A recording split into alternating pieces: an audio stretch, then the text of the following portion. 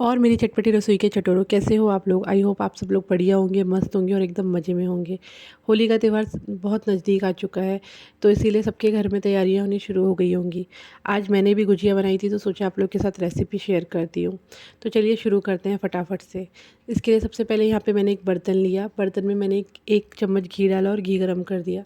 फिर यहाँ पे मैंने ली थी 1 कटोरी सूजी। सूजी को मैंने घी में भुनने के लिए रख दिया था। सूजी को बहुत ज़्यादा यहाँ पे नहीं भुनना होता है, बस एक अच्छा सा टेक्सचर और एक अच्छा सा अरोमा जब हमारी सूजी में पैदा होता है, तो हमें यहाँ पे सूजी को बंद कर लेना होता है। दोस्तों, अब मैं आप लोगों के लिए होली की तरह तरह की रेसिपीज़ रोज़ लेके आऊँगी, तो आप लोग बस इसी तरीके से मेरे चैनल में बने रहना और मेरी सारी वीडियोज़ देखते रहना। अब आगे जो भी रेसिपीज़ आएंगी वो कुछ टाइम तक होली की ही आएंगी, तो मेरे साथ आप लोग भी होली की तैयारी करने पे लग जाओ। तो देखिए, सूजी यहाँ पे मेरी भुनने लग गई थी। सूजी का कलर हल्का हल्का चेंज हो चुका था। बस इतने में हमें सूजी को बंद कर लेना और एक बर्तन में निकाल के अलग रख देना है। अब यहाँ पे मैंने वापस से थोड़ा सा घी डाल के गरम कर लिया था और इसमें ड्राई फ्रूट्स डाल लिए थे। अगर आपके घर में भी छोटे बच्चे ना, तो आप भी मेरी तरह इस तरह से छोटे पीसेस में घी ड्राई फ्रूट्स को काट के डाल सकते हैं। अब यहाँ पे मैंने लिया था नारियल। नारियल को मैंने एकदम पतला घिस लिया था, जैसे डेसिकेटेड कोकोनट होता है ना, एकदम नारियल का बुरादा, बस उतना ही मैंने यहाँ पे घिस लिया था। क्योंकि मेरे घर में छोटे बच्चे और उनके मुंह में नारियल आता है तो वो थूक देते हैं, इस वजह से मैंने ऐसे यूज़ किया था। आप चाहो तो यहाँ पे मोटा नारियल पीस के भी डाल सकते हो। मोटा नारियल कस के जब हम डालते हैं और वो मुंह में आता है ना, तो उसको खाने में एक अलग ही मज़ा आता है। लेकिन बच्चों की वजह से मैंने यहाँ पे घिस के डाला था, तो आप चाहो तो मोटा कस के भी डाल सकते हो। जब मेरे नारियल और ड्राई फ्रूट्स अच्छे से फ्राई हो गए थे, मैंने इनको निकाल के सूजी के ही बर्तन में डाल दिया था। अब यहाँ पे मेरी कढ़ाई गर्म ही थी, मैंने इसमें डाल दिया था खोया। ये खोया मैंने घर पे पहले से बना के रखा था। 1 कटोरी खोया ये था। आप चाहो तो यहाँ पे एक के बदले 1.5 कटोरी खोया भी रख सकते हो, अगर आप लोग को ज़्यादा खोए की गुजिया पसंद है तो। और मेरी तरह आप लोगों को भी सिंपल गुजिया जैसे हम लोग घर में नॉर्मली मम्मी के हाथ की बचपन से खाते हैं वैसी पसंद है, तो 1 कटोरी खोया ही यहाँ पे यूज़ करना। खोया जब गर्म हो जाएगा, तो खोए को भी हमने सूजी के साथ डाल दिया था। अब मैंने यहाँ पे ली थी चीनी।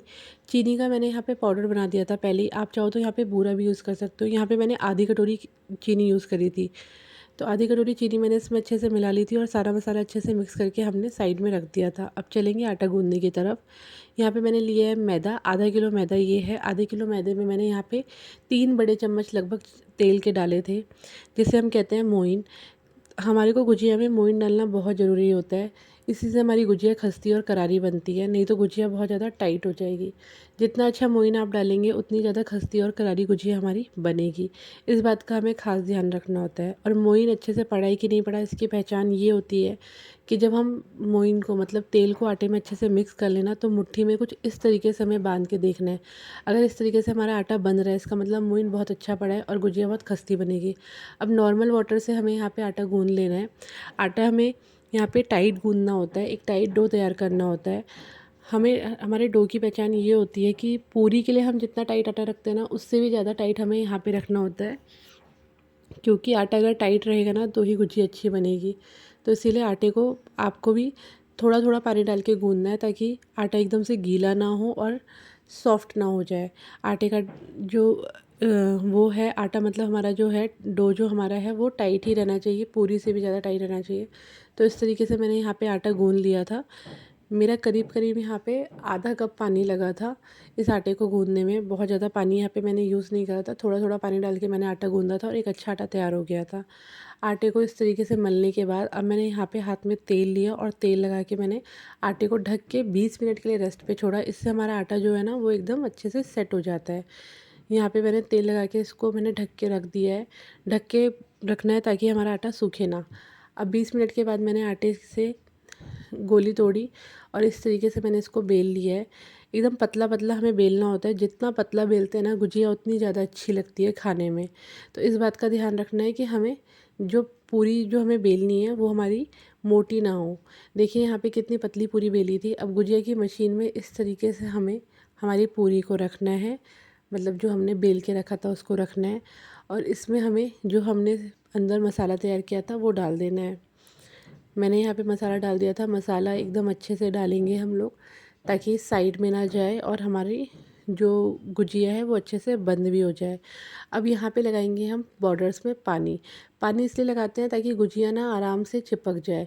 कई बार ऐसा होता है ना कि आटा चिपकता नहीं है, मतलब जब हम मशीन से प्रेस करते हैं तो उसके बॉर्डर्स चिपकते नहीं हैं और वो ना तेल में फट जाते हैं।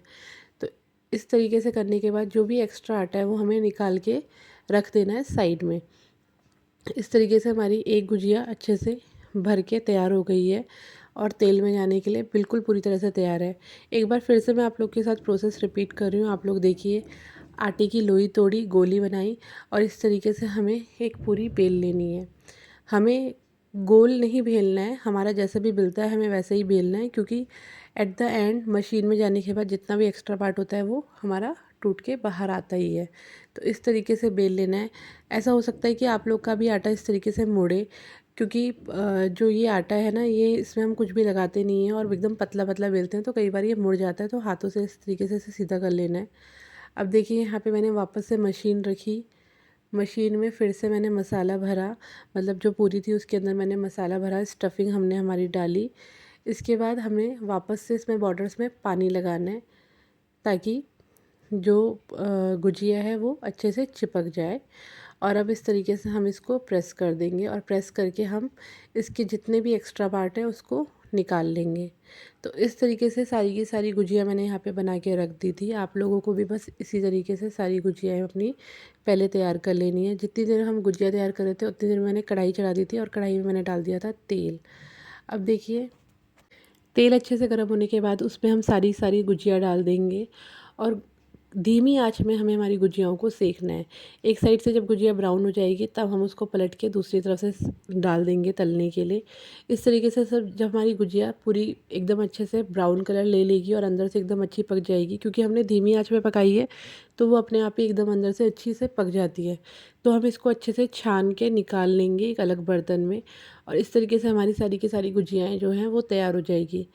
एकदम खस्ता और करारी गुजिया यहाँ पे मेरी बनी थी। आप लोग को देख के भी पता लग ही रहा होगा, गुजिया का कलर भी बहुत अच्छा आया और गुजिया खाने में वाकई बहुत अच्छी बनी थी। देखिए, मैं आप लोग के साथ एक गुजिया तोड़ के भी दिखा रही हूँ। गुजिया को मैंने जब बीच से तोड़ा तो उसके अंदर का जो मसाला है ना वो एकदम प्रॉपर और अच्छा दिख रहा था और पता चल रहा था कि गुजिया कितनी ज़्यादा लाजवाब बनी है। तो कुछ इसी तरीके से आप लोगों को भी अपनी गुजिया तैयार करनी है और बाकी सारी रेसिपीज़ के लिए मेरे चैनल के साथ इसी तरीके से जुड़े रहना है। और आप लोग को पता है आप लोगों को क्या करना है, इस वीडियो को ज़्यादा से ज़्यादा लाइक करना है, शेयर करना है और मेरे चैनल को सब्सक्राइब करना है और अपने फ्रेंड्स एंड फैमिली के साथ शेयर भी करना है और उन्हें भी बोलना है मेरे चैनल को सब्सक्राइब करने के लिए। मिलते हैं नेक्स्ट व्लॉग में। Till then, bye bye.